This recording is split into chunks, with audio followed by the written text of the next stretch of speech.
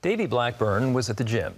Afterwards, he had his weekly phone call with his best friend. It was a regular Tuesday morning until he walked in his front door and saw his wife face down on the floor. In 2015, former pastor Davey Blackburn faced his worst nightmare. His wife, pregnant with their daughter, was killed during a home invasion. Overnight, he was a single dad with a 15-month-old son. He struggled with sadness and anger as he tried to process his grief. And that's when I had to begin to wrestle through, what does it look like as a believer, as a pastor who has preached about radical forgiveness? How do I actually do and be what I'm saying I believe, and at the same time, desire justice? Davey shares his healing journey and how he is helping others find purpose in their pain in his book, Nothing is Wasted. And I'm honored to have Davey with us now in the program. Davey, welcome to the show. Thanks, Andrew. It's an honor. It's a beautiful book, but you know, you have this remarkable platform now to speak to people in their trauma and grief, which I'm sure is a privilege, but boy, the pain and hell you went through. Can you, for those people who don't know your story, can you tell us about that morning in 2015? Yeah, in 2015, I left to go to the gym. It was what I would do every Tuesday morning, would leave really early before I would go and do some message prep. And while I was away, in fact, while I was leaving the gym, there were 3 men who were breaking into the home 3 doors down from me. They had pulled a stolen car into the garage, and one of the guys was sitting there while they were loading goods up, and they saw me leave for the gym and then decided to take that opportunity to break into our home. So I came home from the gym to shower and then go to a coffee shop and walked in to find my wife.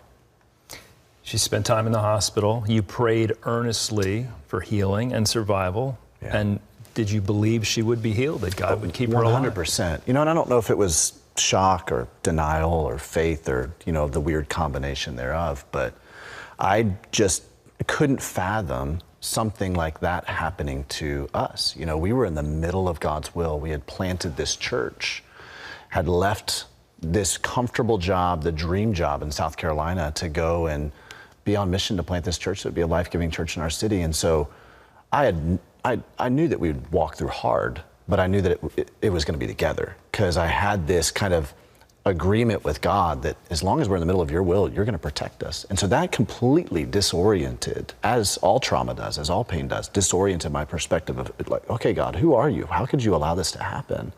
Who am I? What is this? It was so disorienting. Not only do you have grief and disappointment with God, but fury and rage as any dad and husband would at what happened. That's so much to process at once. Right, it's a considerable amount of stuff to process. And I'm grateful for the church gathered around us quite a bit, not just our local church, but the Big C church. You know, the power of prayer, I believe in that more than ever now, because it felt like there was a hammock of grace that was carrying us. And we had our sending church that really sent a team up to help buffer us from the media firestorm.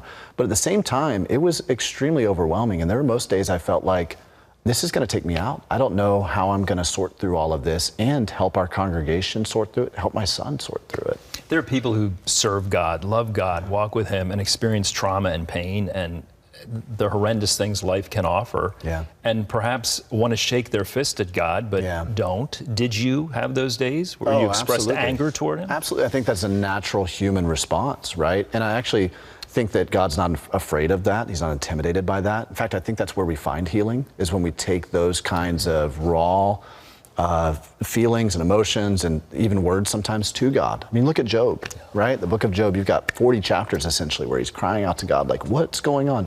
And then God finally meets him in that, and He reminds him, hey, let me remind you who I am.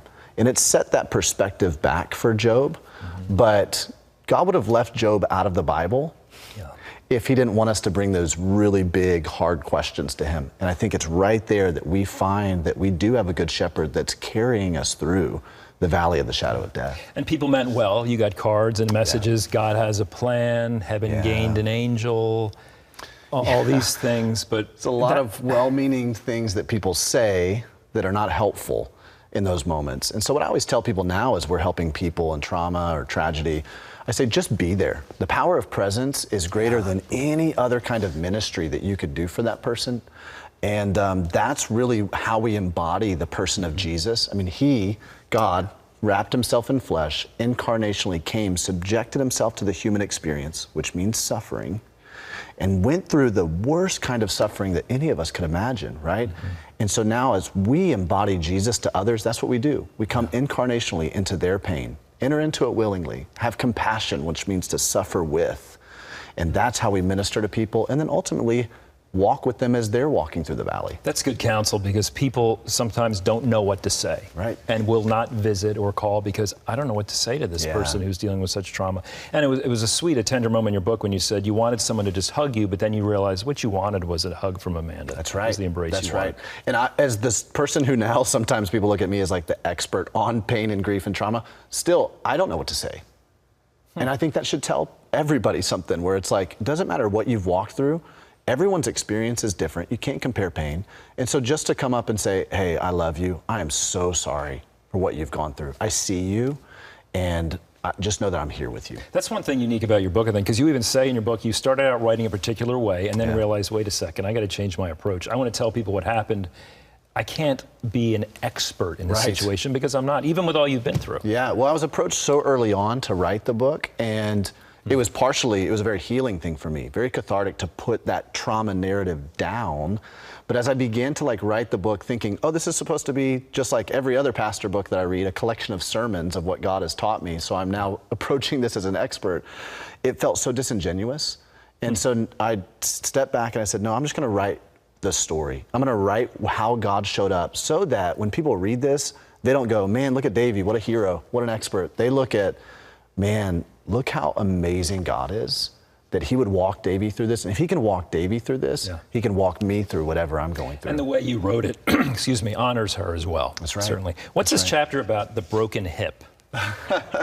Well, I was trying to honor her by running the Indy Mini Marathon, which is something we ran together all the time. I wanted to PR it, and I got injured in the middle of it. And I don't know why, 6.5 miles in, I decided to turn back and walk. I could have just walked the rest of the way and finished the race, but something had me turn back and walk in the opposite direction. And in that, you see it's kind of 3 chapters worth of God just really downloading, almost a culmination of all of this healing journey, 6 months into it, all the things beginning to come into focus and bringing some divine revelation that was really helpful and a salve to my heart. And what it really embodied was that as we limp along in life, God's going to do more with our brokenness than he does with our talents and abilities. And yeah, he uses those things, the giftedness, how he's hardwired us, but really his strength is made perfect in our weakness. And so, I've heard it said before, never trust a leader who doesn't lead with a limp. Mm-hmm. And that's because you want to know this person's been through it and they've been humbled by this. And they have a compassion and an empathy for people. This is not for their own name or fame. This is for the renown of Jesus. And that's really what I experienced through a lot of this healing journey was, man, this life's not about me. This life is about Jesus. He's the hero of this story. And now I just want to spend my life helping other people understand nothing is wasted in your story. He's going to meet you there. And it's in that spirit that you were able to forgive the perpetrators of this crime. Yeah. I mean, the difficulty of that must have been incredible. Yeah. It really came down to, and you read about in the book, a really pivotal moment, obviously, when I received Christ as an 8-year-old. I was a pastor's kid growing up. And, but I had a moment of salvation where the way that the gospel was communicated to me was Jesus was murdered for my sin and for your sin. Which is a very peculiar way that I share the gospel and give invitations all the time now, and I don't say Jesus was murdered for my sin and your sin. It's true, though, that he was put on a criminal's death on a cross because of my sin. So at 8 years old, I realized this, and it was during an Easter play that this was shared to me. So then Jesus from the cross says, Father, forgive them, for they don't know what they're doing. And God brought me back to that moment as an 8-year-old while I'm kneeling in a pew going, I didn't realize that I did this to you. I'm sorry, will you forgive me? And experiencing radical forgiveness. And then as a 30-year-old who had just experienced one of the worst atrocities you can imagine and worst injustices, to go, am I willing to extend that same radical forgiveness? Am I willing to be a conduit of that? So that's really where it kind of came to a head for me, and going, I've got to walk out what I say that I believe, even if I don't feel it right now. Forgiveness is not a feeling. I didn't feel like forgiving, but I had to choose to walk in it daily so the bitterness wouldn't destroy me, the people I love around me, so that I could find freedom. One of the beautiful things of the story is the family you now have, right? Tell us about your wife. Yeah, so I met this woman named Christy, and I met her at a CrossFit gym. Didn't know if she loved Jesus, but I was praying a few things. You know, I knew as a 30-year-old, and people told me, he'll find love again. I didn't want to hear it at first, but I knew further on in my healing journey, you know, they're probably right. So God, if you ever bring me another wife, would she love you more than she loves me? That's the most important thing. Would she love me too? That'd be great as well. Would she love Weston as if he were her own? And would she love Amanda? Because it was going to take a very strong person. Her identity was going to need to be like fortified in Christ to walk with me in this new assignment and ministry of carrying Amanda's story to help other people, right?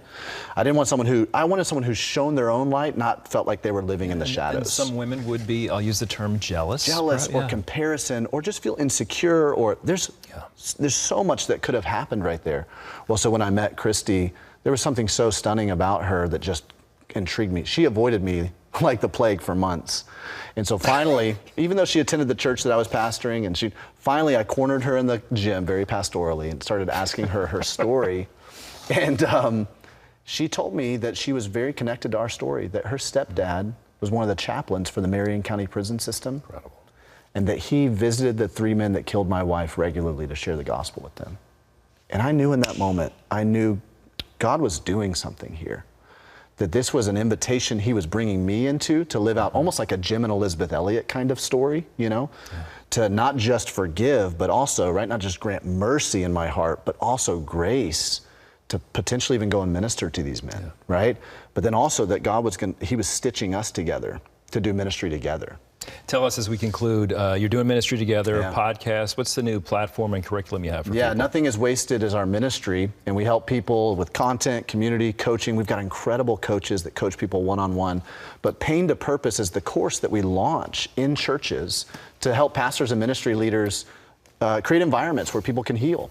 And we've seen thousands of people go through this curriculum now at a local church level. People can go through it as a self-directed study on our website too, but we love getting it embedded into the local church. And some of the greatest material is found in this book, Nothing is Wasted. I encourage you to pick up a copy. Also, that's the name of the podcast that he and his wife Christy host. And a reminder, the book's available nationwide. The podcast through your favorite platform. Davey, thanks for being with us. Yeah, thank you so much, Andrew. Sorry for the pain and trauma you've experienced, but this beautiful message you have is helping so many. Thank you. Thank you so much. We thank you. And we'll be back with more of the program right after this. Stay with us.